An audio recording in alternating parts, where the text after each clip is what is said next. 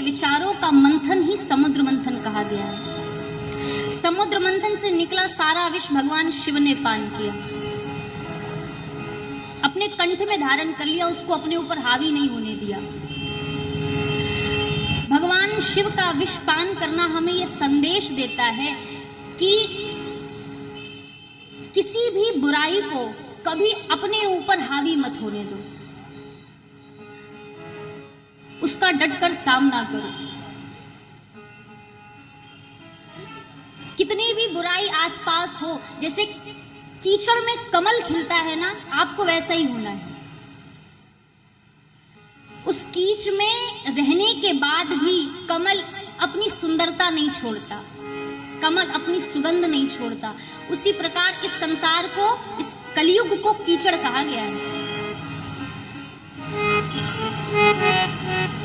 तो इस कलयुग रूपी कीचड़ में रहने के बाद भी हमको कमल जैसा बनना है कि हम रह तो रहे हैं कलयुग में, परंतु हमारे भीतर इतनी सुगंध हो, हम इतने मनमोहित हो कि भौरे आकर के हमारे ऊपर गुंजार करें, उस कीचड़ का प्रभाव हमारे ऊपर ना पड़े। ये कमल की विशेषता है।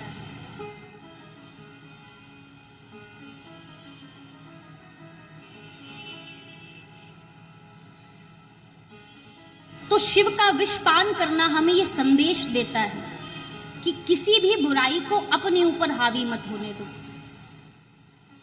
और यह भी संदेश देता है कि कोई बुराई अगर प्रकट हो रही है, किसी बुराई ने अगर जन्म लिया है, तो उसको दूसरे तक भी पहुंचने ना दो। जिस प्रकार शिव ने विष पान किया, उसी प्रकार कोई बुराई अगर प्रकट हो रही है तो उसको दूसरे तक पहुंचने मत दो। तो जब समुद्र मंथन हुआ, अब जब समुद्र मंथन हुआ तो सबसे पहले निकला विष। अब जैसे ही विष निकला तो वो विष त्रिलोकी में फैलने लगा। कई दैत्य मारे गए, कई देवता मारे गए। अब ये दैत्य और देवता बड़े परेशान हो गए कि हमको तो अमृत का लालच देके काम पे लगा दिया गया, और यहाँ तो सबसे पहले ही विष निकला। ये दौड़े दौड़े गए भगवान शिव के पास, त्राही माम, हमारी रक्षा करे, हमारी रक्षा करे। बाबा भोलेनाथ के पास पहुंचे और कहा कि प्रभु, हमने समुद्र मंथन किया है, उससे हलाहल विष निकला है और वो विष त्रिलोकी में फैल रहा है। तो महादेव ने कहा कि उसमें हम आपकी कैसे सहायता कर सकते हैं। तो देवता कहते, प्रभु हम चाहते हैं कि आप चल करके उस विष को पान कर लीजिए। तो जनहित जान करके आज बाबा भोलेनाथ ने समुद्र मंथन से निकला सारा विष पान कर लिया। लेकिन अब जब विष बाबा भोलेनाथ ने पान किया तो देखो भगवान शिव ने विचार किया कि मेरे हृदय में कौन बैठे हैं? राम। अगर मैं विष भीतर ले गया तो मेरे राम को कष्ट पहुंचेगा, और अगर बाहर करता हूं तो संसार को कष्ट पहुंचेगा। तो ऊपर से गया विष और भीतर से निकला राम। भगवान शिव ने उस विष को कंठ में ही विश्राम कर लिया, इसलिए बाबा का नाम पड़ा नीलकंठ। बोलो नीलकंठ भगवान की। अब जब बाबा भोलेनाथ का कंठ नीला हो गया, विष जब पान किया, तो उनके गले में असहनीय तपन होने लगी, जलन होने लगी। तो जब बाबा भोलेनाथ ध्यान में बैठते तो उनका ध्यान में मन ही नहीं लगता, क्योंकि तपन होती। तब बाबा भोलेनाथ ने नंदी से कहा, नंदी तुम मेरे समक्ष बैठ करके मेरे गले में फूंक मारो, जिससे मुझे थोड़ी राहत मिले। इसलिए आपने देखा होगा जो भी शिव मंदिर हैं, जो भी शिवालय हैं, शिवलिंग के समक्ष या शिव प्रतिमा के समक्ष एक नंदी अवश्य होते हैं। यदि आपके घर में भी शिव की मूर्ति है, शिवलिंग है, तो उनके समक्ष नंदी जरूर होने चाहिए, क्योंकि बिना नंदी के शिव मूर्ति पूर्ण नहीं मानी जाती, अपूर्ण रहती है। क्योंकि नंदी स्वयं भगवान शिव का ही अंश है। और जब बाबा ध्यान में जाते हैं तो बाबा के ध्यान में जाते ही नंदी बाबा के ध्यान में जब बाबा जब ध्यान में जाते हैं तो नंदी उनकी सहायता करते हैं। इसलिए आप सबके घर में अगर शिवजी की कोई प्रतिमा है या शिवलिंग है तो उनके समक्ष नंदी अवश्य होने चाहिए। और नंदी प्रतीक है धर्म का। जब आपने घर में नंदी रखते हैं तो आपके घर में धर्म बढ़ता है। धर्म के 4 पैर हैं, जैसे बैल के 4 पैर होते हैं ना, उसी प्रकार धर्म के 4 चरण हैं।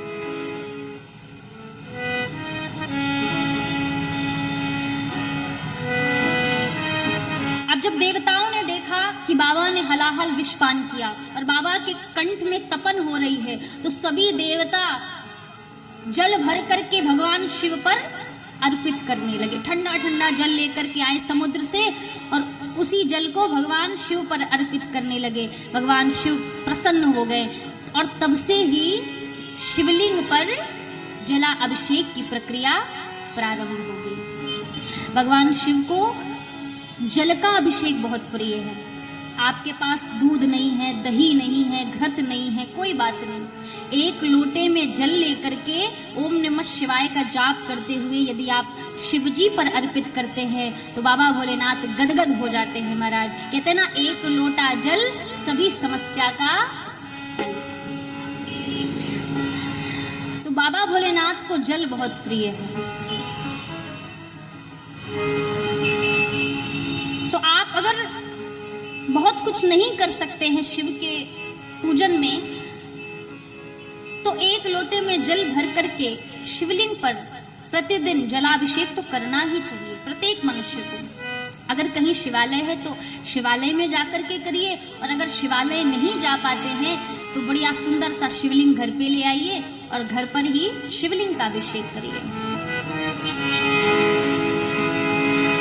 देवताओं ने भगवान शिव पर जल अर्पित किया और देवता कहते आज हम धन्य हो गए।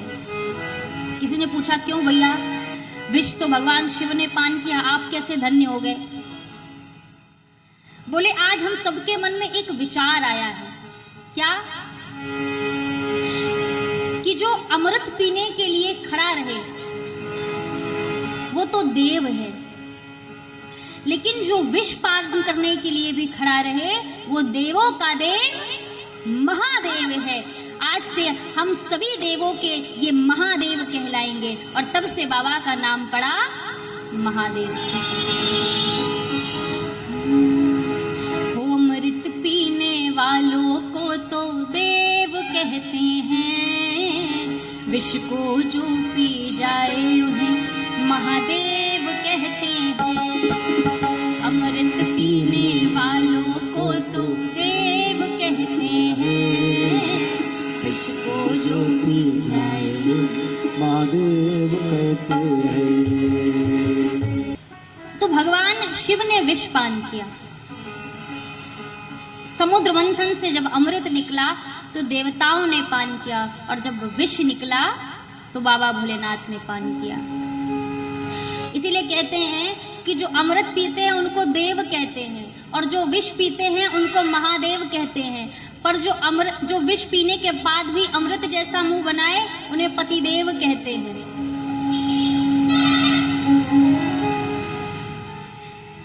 है ना?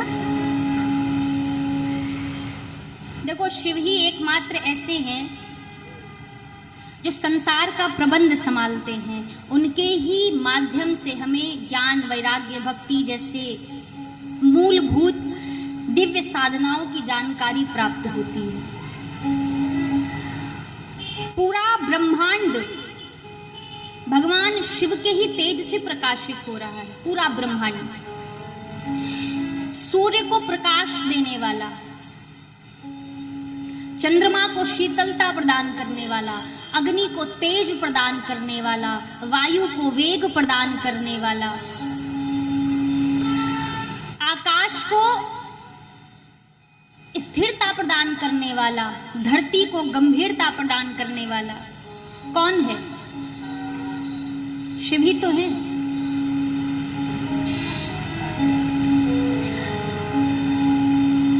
कोई तो ऐसी शक्ति है जो निरंतर कार्यरत है।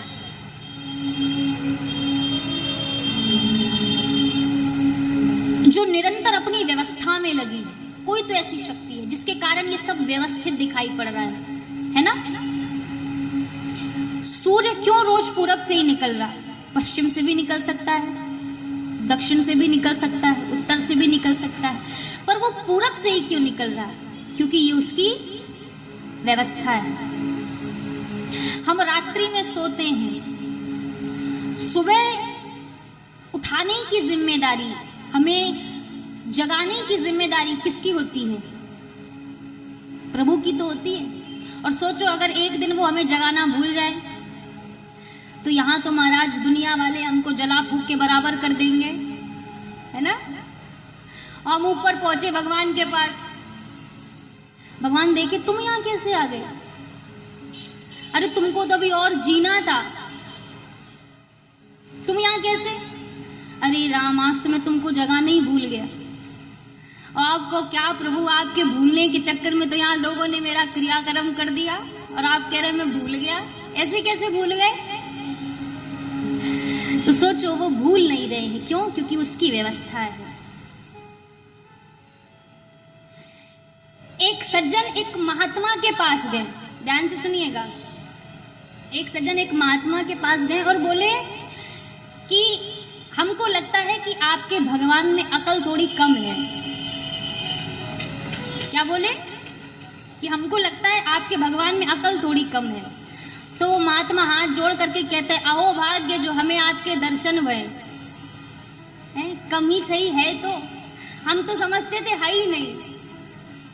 वो सज्जन बोला अरे कैसी बात करते हो आप, संतों के कहते हो कि आपके भगवान में अकल ही नहीं है? ये कैसी बात करते हो आप संतों के? तो वो महात्मा मुस्कुरा करके कहते हैं कि अगर उनमें थोड़ी बहुत भी अकल होती तो तुम जैसे कम अकल पैदा ही क्यों करता, है ना? दो मित्र थे। एक मित्र ने कहा कि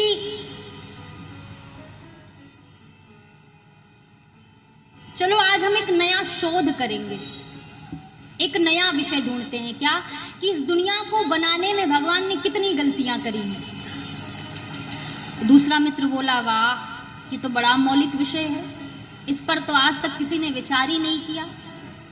अब महाराज कलम और कागज लेकर के दोनों मित्र निकले भगवान की कमियां ढूंढने। एक गांव में पहुंचे तो वहां एक छप्पर नुमा मकान बना था, उस पर बड़े बड़े कद्दू के फल लगे थे। कद्दू पता है ना? तो कद्दू के फल लगे हुए थे, पतली पतली नाजुक सी बेलें थी और उसमें बड़े बड़े कद्दू के फल लगे थे। तो मित्र बोला लिखो परमात्मा की गलती नंबर 1। क्या? अरे इतनी पतली सी बेल है, इतनी नाजुक सी बेल है, इसमें इतने बड़े बड़े फल लगा दिए। अरे छोटे छोटे फल लगाता, जितना बेल सह पाती उतने बड़े बड़े फल लगाता, इतना बड़ा विशाल फल लगा दिया। इससे पता चलता है कि परमात्मा में अकल थोड़ी कम है। तो मित्र बोला वाह क्या सोच है। अब उसने नोट कर लिया, आगे बढ़े। कुछ दिन बाद एक बगीचे में पहुंचे, एक आम का वृक्ष था, उसके नीचे दोनों बैठ गए और उस वृक्ष में कच्चे आम के फल लगे हुए थे। मित्र ने देखा ऊपर, बोला लिखो परमात्मा की गलती नंबर 2। क्या? इतना विशाल वृक्ष है और इसमें इतने छोटे छोटे फल लगा दिए हैं। अरे वो कद्दू जैसा फल इसमें लगाता। इतना विशाल वृक्ष और इतने छोटे फल लगाए। इससे समझ में आता है कि भगवान में अकल थोड़ी कम है। अब भगवान ने विचार किया कि इनको थोड़ा दिखाई दे, बहुत हो गया। इतने में ही महाराज ऐसी हवा का झोंका आया कि एक आम का फल टूट करके उसकी नाक पे गिरा। जैसे ही नाक पे गिरा महाराज, अब सोचो नाक जैसा नाजुक अंग, आम का कच्चा फल, पत्थर जैसा कठोर, आजकल का आदमी, उससे चोट बर्दाश्त ना हुई, वो मूर्छित हो गया। और जैसे ही मूर्छित हुआ तो मित्र के हाथ से कलम कागज छूटा, हवा करने लगा। बोला क्या करूं, जल पिलाऊं, डॉक्टर को बुलाऊं या हवा करता रहूं? और मित्र बोला पहले कुछ मत करो, ये जो 2 गलतियां लिखी हैं, इन 2 गलतियों को काटो। क्यों? बोला एक भी गलती नहीं है भगवान की।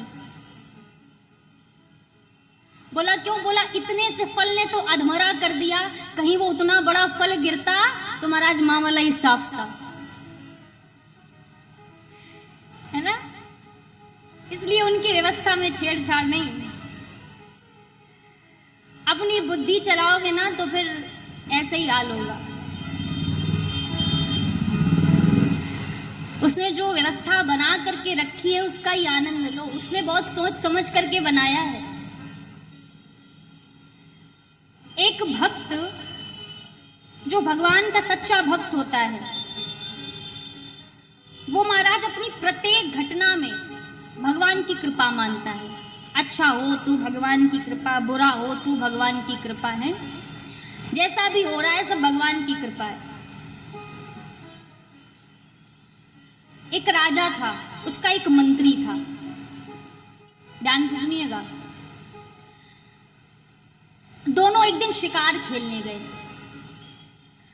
राजा ने तलवार निकाली अपनी म्यान से, तो जब वो म्यान से तलवार निकाल रहा था तो उसका डायरेक्शन थोड़ा चेंज हो गया और उसका अंगूठा कट गया तलवार से।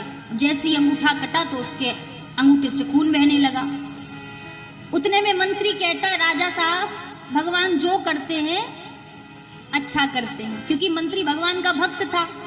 वो हर बात पे यही कहता कि भगवान जो करते हैं अच्छा करते हैं। तो जब राजा का अंगूठा कटा तो मंत्री कहता है, राजा साहब परेशान ना हो, भगवान जो करते हैं अच्छा करते हैं। अब राजा को बड़ा गुस्सा आया कि मेरा अंगूठा कट गया और ये कह रहा है कि भगवान जो करते हैं अच्छा करते हैं। वो वहां तो कुछ नहीं बोला। जैसे ही अपने महल में आया तो उसने सोचा कि इस मंत्री को सबक सिखाना पड़ेगा, ये बहुत सर चढ़ गया है, मेरे अंगूठे से इतना खून बह रहा है और ये कहता है कि भगवान जो करते हैं अच्छा करते हैं।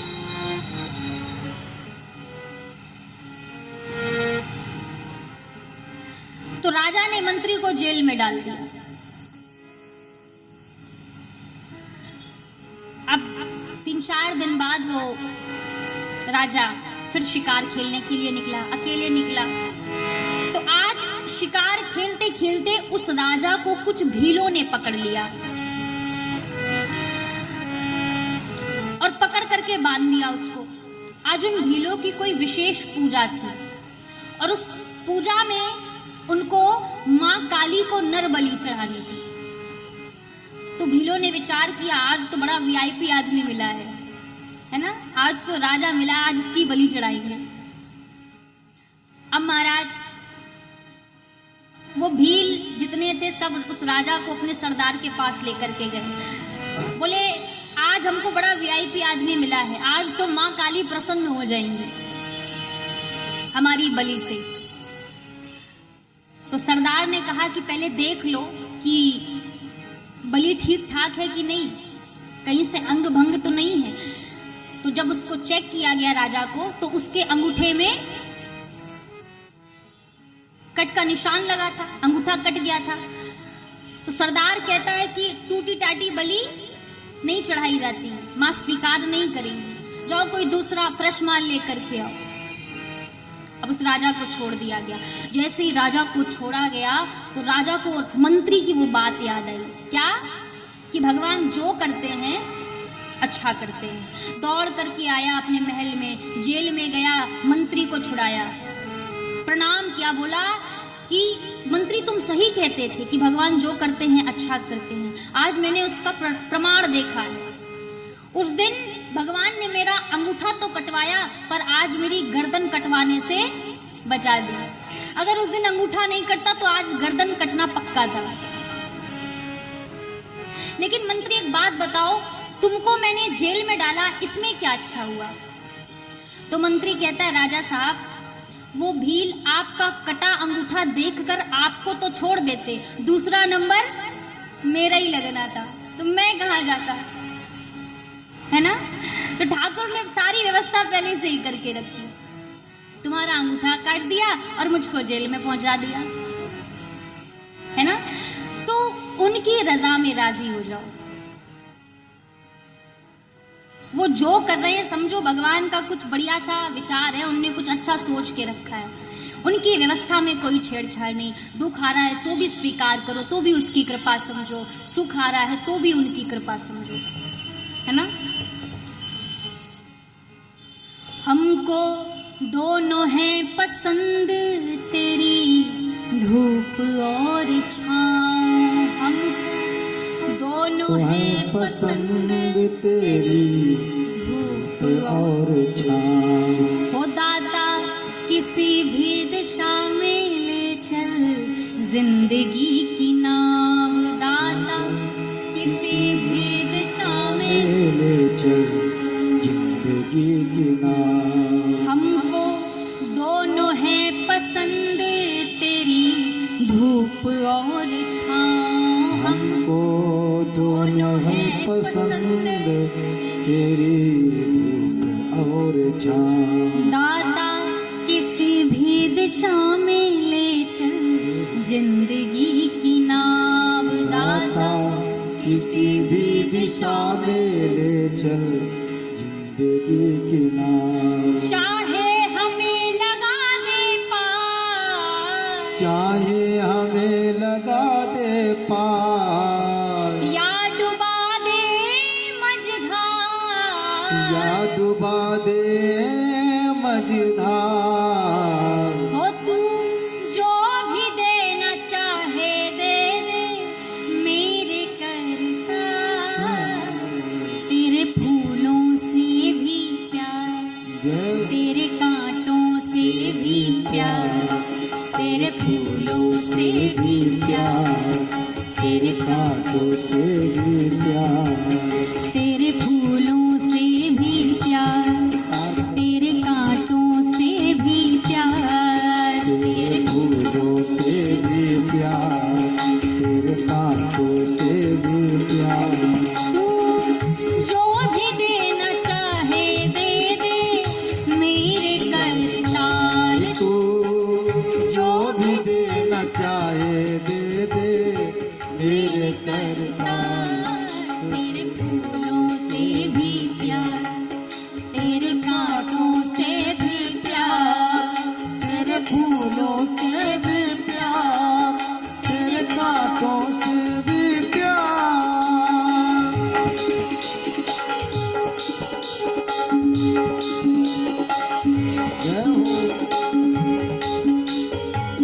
सभी दोनों हाथों से तालियों की सेवा करते हैं, तालियों की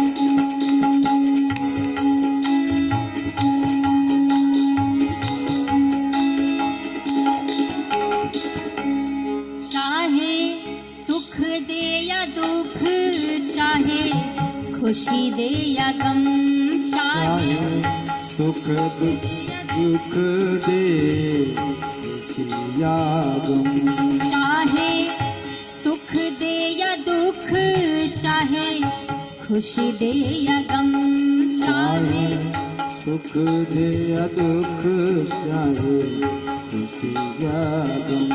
मालिक जैसे तू रखेगा वैसे रह लेंगे हम, मालिक जैसे तू रखेगा वैसे रह लेंगे हम, मालिक जैसे तू रखेगा वैसे रह लेंगे हम, मालिक जैसे तू रखेगा वैसे रह लेंगे हम। चाहे हमें लगा दे पार, हमें लगा दे पार, चाहे हमें लगा दे पार, चाहे हमें लगा दे पार, या डुबा दे मझधार, या डुबा दे मझधार।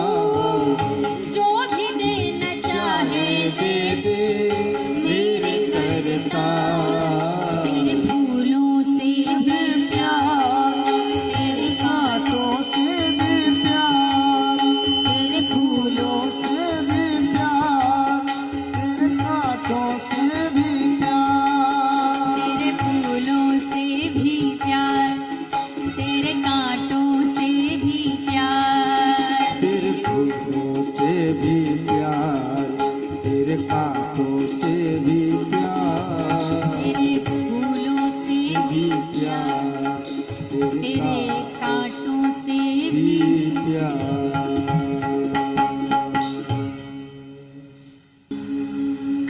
के पुजारी कर्म चाहते हैं, कर्म के पुजारी कर्म चाहते हैं, हरम के पुजारी हरम चाहते हैं। हम ना सुख न दुख न गम चाहते हैं। हे बिहारी जी, जो तुम चाहते हो वो हम चाहते हैं। तो उसकी रजा में राजी रहो, वो जो भी दे, जैसा दे, जितना दे, उसमें खुश रहो। जो प्राप्त है उसको पर्याप्त समझ लो, है ना। ज्यादा 3-5 नहीं करना, वरना जो है वो भी चला जाएगा। बहुत से लोग पूछते हैं आकर के कि आप इतना प्रसन्न कैसे रहती हैं। तो भैया उनसे तो हम एक ही बात कहते हैं कि प्रसन्नता का एक ही सिद्धांत है कि जो प्राप्त है उसको पर्याप्त समझ लो, है ना। उसमें खुश रहो। भगवान ने जितना दिया है उसका प्रसाद समझ के उसको बार बार धन्यवाद दो, बार बार उसको शिरोधार्य करो कि प्रभु तूने जो दिया, जितना दिया, जैसे दिया, तेरा शुक्रिया। मुझे तूने मालिक बहुत कुछ दिया है, तेरा शुक्रिया है, तेरा शुक्रिया है। मुझे तूने मालिक बहुत कुछ दिया है, तेरा शुक्रिया। शिव ही परम गुरु हैं, उनसे ही हमें गृहस्थ सीखना है, उनसे ही हमें सन्यास सीखना है। हर कथा के पूर्व में कथा के महत्व की कथा आती है। शिव महापुराण में हम प्रवेश करें, प्रयागराज में बहुत सारे ऋषि इकट्ठा हुए, तभी वहां श्री सूत जी महाराज का आगमन हुआ। जैसे ही सूत जी आए तो सभी ऋषियों ने उनको प्रणाम किया। देखो, एक बात आप लोग ध्यान रखो कि आप जहां कहीं भी जाओ, कथा सुनने, सत्संग सुनने, जहां कहीं भी जाओ, तो सबसे पहले प्रणाम करो। चाहे वो भागवत जी सुन रहे हो, चाहे वो शिव कथा सुन रहे हो, चाहे राम कथा सुन रहे हो, सबसे पहला नियम बनाओ कि प्रवेश करते ही पुराण को प्रणाम करो।